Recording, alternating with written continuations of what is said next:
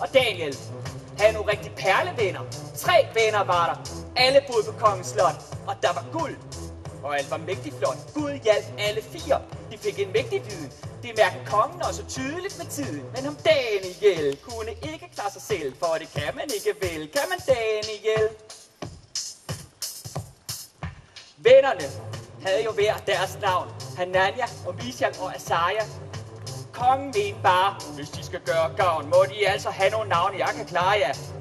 Han kunne ikke lide deres israelske navne. Han var nok dum til navne eller noget. Så de fik nye navne. Men hvorfor skulle de havne på disse navne? Det er en gåde. Hør selv. Fra nu af hed Daniel Belshazzar. Det gjorde han. Hanania kaldte kongen for Shadrach. Hvorfor dog? Ingen ved det, men det næste navn forstår man. Mishaels nye navn, det var Meshach.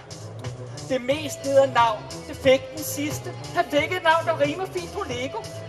Asaja var hans navn, og givet der bare, jeg vidste, hvorfor han nu skulle hedde Abednego. Måske mente kongen alle mænd, der tjente ham, skulle hedde noget svært som Eliezer. Måske fordi han mente, hans eget navn var klam. Ja, for hans navn var som kongen Nebukadneser. Hey, altså, mor. Kunne du ikke have givet mig et navn, der var bare lidt mindre fjollet? Nebukadneser. Altså. Jeg tror ikke rigtig, jeg kunne lide det der navn, kongen Nebukadneser. Det tror jeg altså ikke.